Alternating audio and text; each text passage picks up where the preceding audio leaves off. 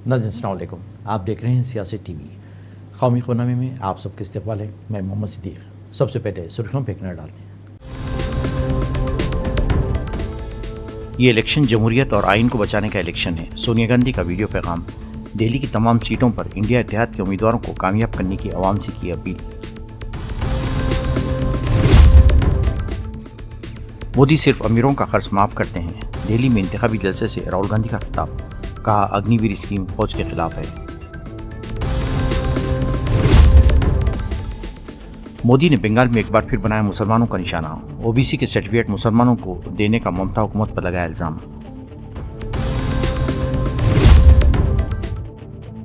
बेंगलुरु के 3 अहम होटलों को बम से उड़ाने की धमकी। पुलिस का हाई अलर्ट।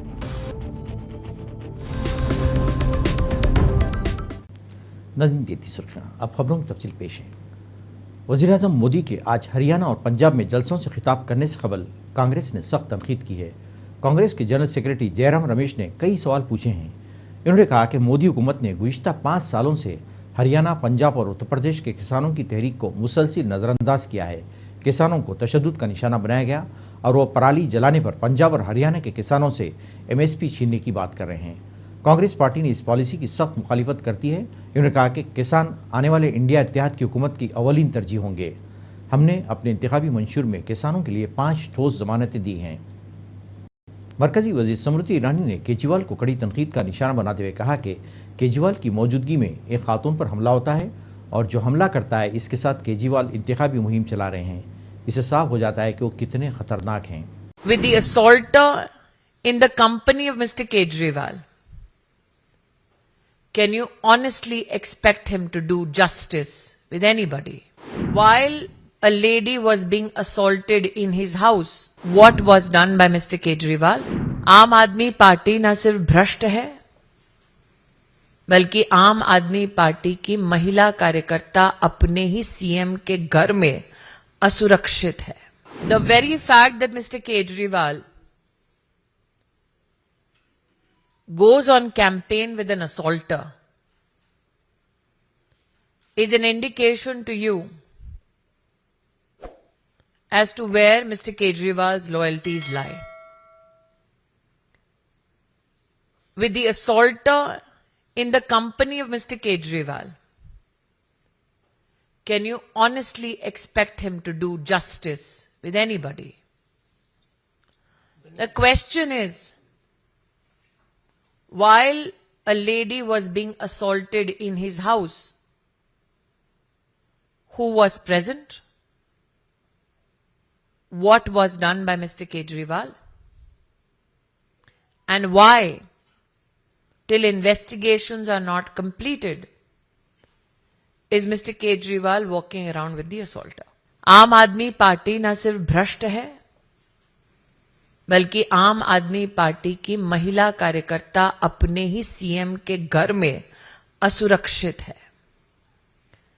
तो चाहे भ्रष्टाचार का मुद्दा हो या महिला सुरक्षा का मुद्दा हो,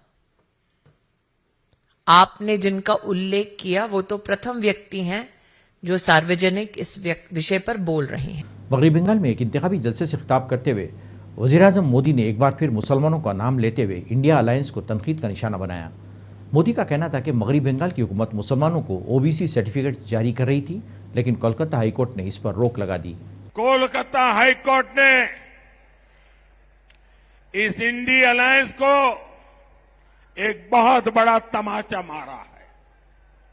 कोर्ट ने 2010 के बाद से जारी सारे OBC सर्टिफिकेट कैंसिल कर दिया है। क्यों? ये इसलिए किया गया क्योंकि पश्चिम बंगाल की सरकार ने मुसलमानों का वोट बैंक के लिए अनाप शनाप मुसलमानों को OBC बनाने के सर्टिफिकेट दे दिए थे। ये वोट बैंक की राजनीति, ये तुष्टीकरण की राजनीति, ये तुष्टीकरण की सनक हर पार कर रही है। आज कोर्ट ने तमाचा मारा है। यही लोग कहते हैं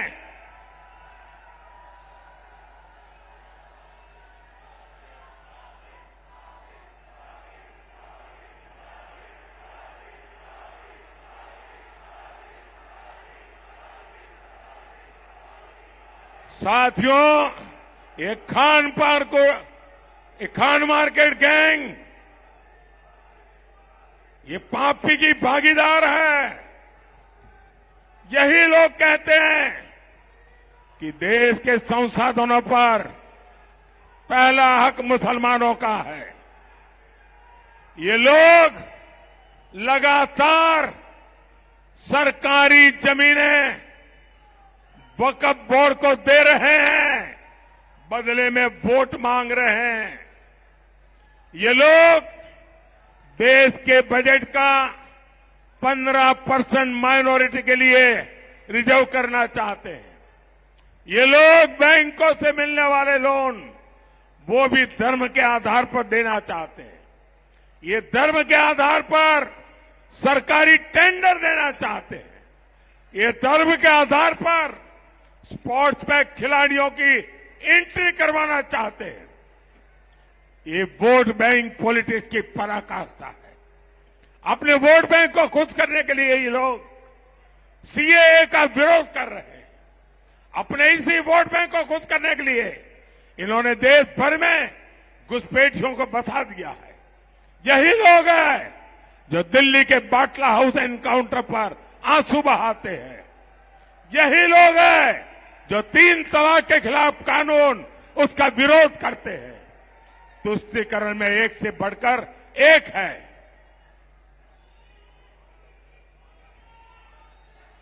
और इसी के लिए इन्होंने एक साथ आकर इंडी गठबंधन बनाया है। और साथियों, अब ये खान मार्केट गैंग के पास एक ही रास्ता बचा है। मोदी जितनी बार मुसलमान शब्द बोले उसको कह देना कि सांप्रदायिकता का भाषण कर रहा है। साथियों, मैं जब इनकी घोर सांप्रदायिक हरकतों को हकीकतों के द्वारा, तथ्यों के द्वारा एक्सपोज कर रहा हूं तो इनका पूरा इकोसिस्टम चिल्लाता है कि मोदी हिंदू मुसलमान कर रहा है। भाइयों बहनों, मुझे चिंता इस देश की है।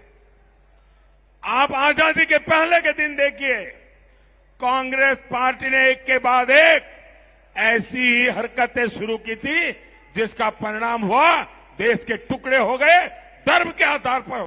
उधर राहुल गांधी ने आज जुमेरात को शुमाल मशरिकी दिल्ली लोकसभा सीट से कांग्रेस के उम्मीदवार कन्हैया कुमार के लिए दिलशाद गार्डन में एक जलसेआम से खिताब किया, जिसमें इन्होंने पीएम नरेंद्र मोदी पर शदीद हमला किया। इन्होंने कहा कि अग्निवीर स्कीम फौज के खिलाफ है और अगर इख्तियार में आई तो अग्निवीर स्कीम को खत्म कर देंगे। राहुल गांधी ने मजीद कहा कि मोदी सिर्फ 22 लोगों के लिए काम करते हैं। गरीब आवाम 24 घंटे हाथ जोड़कर कर्ज माफ़ी मांगते हैं, तालीम मांगते हैं और नरेंद्र मोदी सिर्फ देखते रहते हैं। वो सिर्फ अंबानी और अडानी के लिए स्कीमें लाते हैं, सिर्फ सनतकारों को कर्ज माफ करते हैं। मगर देश के प्रधानमंत्री चमचों के सामने इंटरव्यू में खुल के कहते हैं, मैं बायोलॉजिकल नहीं हूं, मैं बायोलॉजिकल नहीं हूं। जैसे आप सब हिंदुस्तान के की जनता, सारे जीव जो बायोलॉजिकल हैं, उनको नरेंद्र मोदी जी कहते हैं कि भैया आप सब बायोलॉजिकल हो, मैं बायोलॉजिकल नहीं हूं। मुझे परमात्मा ने ऊपर से भेजा है, मिशन के लिए भेजा है। अब अगर भैया सड़क पे आपको ये कोई कह दे तो आप उसे क्या कहोगे? क्या कहोगे? उसे कहोगे भैया माफ करो, काम अपना करो, हमें अपना काम करने दो। और उनके चमचे क्या कहते हैं? वाह वाह वाह वाह वाह, क्या बात बोली। परमात्मा ने भेजा है, प्रधानमंत्री को परमात्मा ने भेजा। भैया कैसा भेजा है? कोविड के समय कहता है थाली बजा दो, परमात्मा ने भेजा। और कोविड के समय कहते हैं लाशों के ढेर पड़ी हैं गंगा में, यहां पे यमुना पार हजारों लोग अस्पतालों के सामने, अंदर नहीं सामने लेटकर आखिरी सांस तोड़ रहे हैं। और प्रधानमंत्री आते हैं, कहते हैं भाइयों और बहनों, नहीं प्रधानमंत्री नहीं, जिनको परमात्मा ने भेजा है वो आके कहते हैं भाई और बहनों मोबाइल फोन की लाइट जला दो। फिर युवा कहते हैं भैया हमें रोजगार दीजिए। जिसको परमात्मा ने भेजा है वो कहते हैं भैया एक काम करो, ये जो नालियां होती है ना, इसमें गैस होती है, एक पाइप लो, उसको नाली में डालो, पाइप में से गैस निकलेगी, गैस में आग लगाओ और पकौड़े बनाओ। भैया परमात्मा जी आपने कैसा आदमी भेज दिया। कांग्रेस पार्लिमानी पार्टी की लीडर सोनिया गांधी ने इस इलेक्शन को जमहूरियत और आइन को बचाने का इलेक्शन करार देते हुए कौमी राजधानी खित्ते के राय दंदेगाह से दिल्ली की तमाम 7 सीटों पर इंडिया इत्तेहाद के उम्मीदवारों को जिताने की अपील की। सोनिया गांधी ने जुमेरात को कहा कि आइनी इदारों पर हमला किया जा रहा है और आइन और जमहूरियत को तबाह किया जा रहा है, इसलिए इंडिया इत्तेहाद को वोट देकर जिताकर जमहूरी इदारों को बचाना होगा। कांग्रेस की सीनियर लीडर ने कहा कि दिल्ली के मेरे प्यारे लोगों, ये बहुत अहम इलेक्शन है। ये इलेक्शन मुल्क की जमहूरियत और आइन को बचाने का इलेक्शन है। ये इलेक्शन बेरोजगार, महंगाई, आइनी इदारों पर हमले को बचाने जैसे मसाइल पर लड़ाया जा रहा है, इसलिए दिल्ली के अवाम को इस लड़ाई में अपना किरदार अदा करना चाहिए। मेरे प्यारे दिल्ली वासियों, यह एक बहुत महत्वपूर्ण चुनाव है। यह चुनाव देश के लोकतंत्र और संविधान को बचाने का चुनाव है।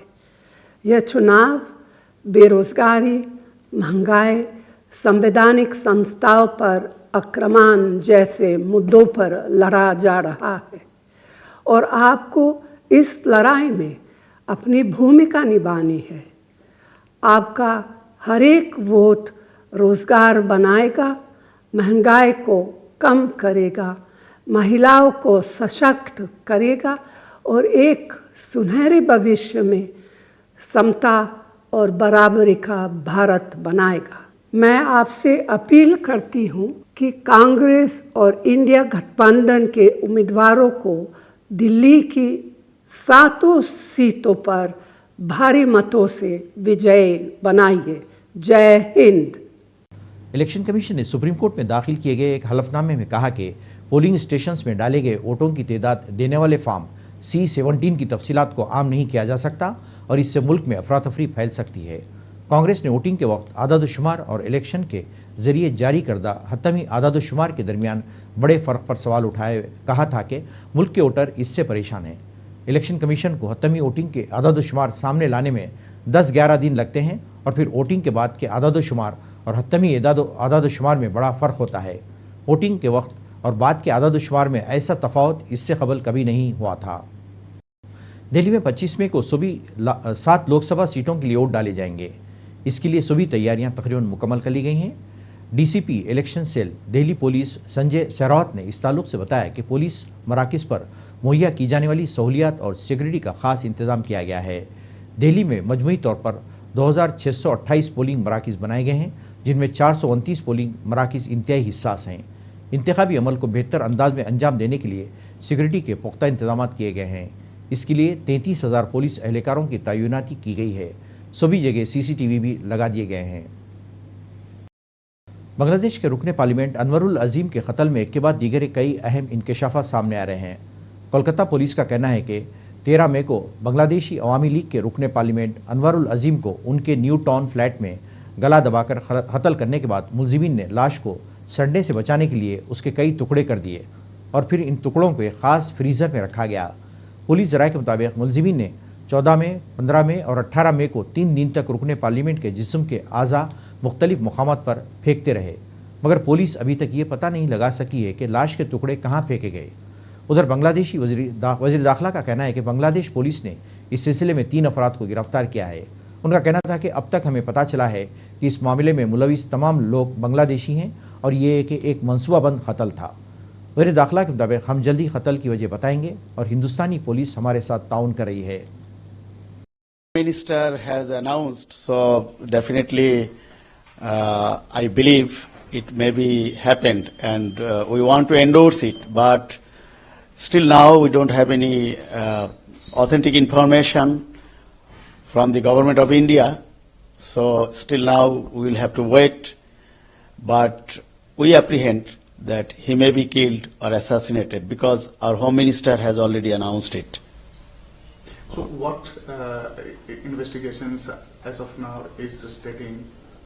What are the reason behind the killing and something else? So many reasons behind it might be, but we don't have any clear information. So far I know he was very frequent traveler at Kolkata, and you know that he had been elected as a member of the parliament from our border area of Bangladesh. So he had a very good relationship with the Kolkata's people. Karnataka के बेंगलुरु शहर में 3 होटलों को बम से उड़ाने की धमकी मिली है। ये धमकी आज जुमेरात को एक ईमेल के जरिए दी गई, जिसके बाद पुलिस ने तीनों होटलों में सिक्योरिटी बढ़ा दी है। इसके अलावा बम स्क्वाड और पुलिस की कई टीमें को तैनात किया गया है, जबकि शहर की पुलिस को अलर्ट कर दिया गया है। मालूमात के मुताबिक ये धमकी भरा ईमेल शहर की दी ओटर्स समेत 3 मारूफ होटलों को मौसूल हुआ है। इसकी इत्तला मिलते ही बम स्क्वाड और पुलिस की टीमें तीनों होटलों पर पहुंच गई हैं। जुनूब मशरिकी बेंगलुरु के डीसीपी के मुताबिक इत्तला मिलते ही पुलिस हरकत में आ गई और बम स्क्वाड के साथ एक टीम को तीनों होटलों में भेज दिया गया। फिलहाल टीम मौके पर पहुंचकर तहकीकात कर रही है। इसके पास के आसपास के इलाकों में भी सिक्योरिटी बढ़ा दी गई है। इससे एक दिन कबल नॉर्थ ब्लॉक में वाक़ वज़ारत दाखिला को भी बम की धमकी का ईमेल मौसूल हुआ था, तहाँ बाद में ये अफवाह साबित हुई। इससे कबल 14 मई को बेंगलुरु के 8 प्राइवेट स्कूल्स को भी बम की धमकियां मिली थी। तफ्तीश के दौरान ये महज अफवाह साबित हुई। डेली बेली के डायरेक्टर अभिनय देओ ने मुंबई में खुसूसी इंटरव्यू के दौरान अपनी नई रिलीज सावी के हवाले से बात की है। उनका कहना था कि सावी एक सादा घरेलू खातून की कहानी है जो अपने शौहर को इंग्लैंड के हाई सिक्योरिटी जेल से आज़ाद कराने के लिए जेल तोड़ने की हिम्मत करती है। देविया खोसला कुमार, हर्षवर्धन राय और अनिल कपूर की अदाकारी वाली सावी 31 मई को सिनेमाघरों में रिलीज कर दी जाएगी। लिटरली अपनी इनर स्ट्रेंथ के ऊपर she kind of fights the battle.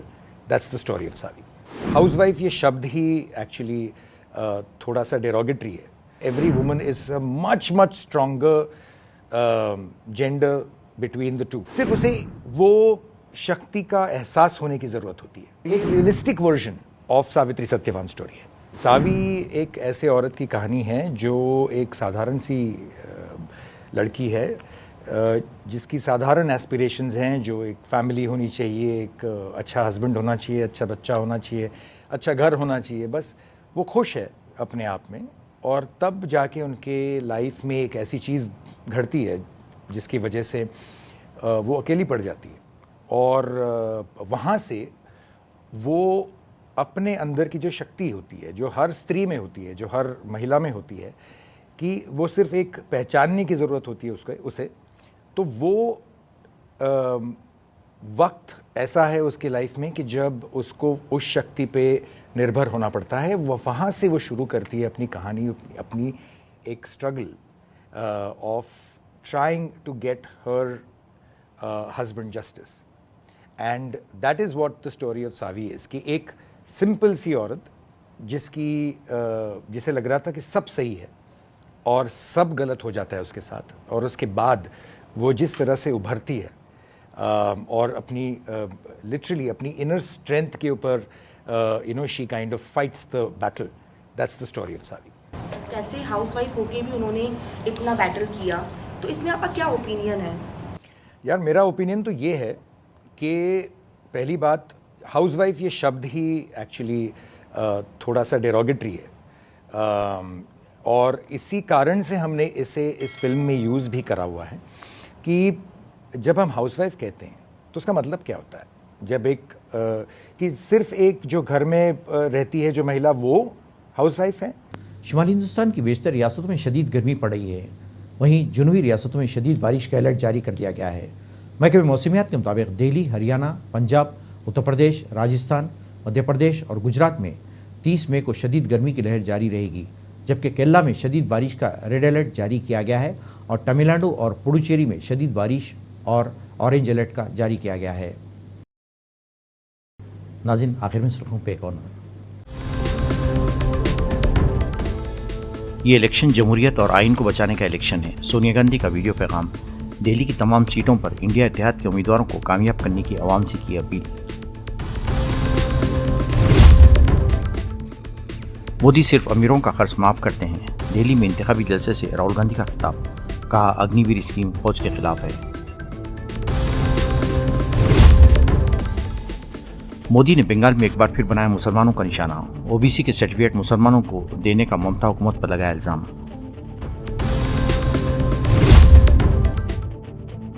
Bengaluru के 3 अहम होटलों को बम से उड़ाने की धमकी, पुलिस का हाई अलर्ट।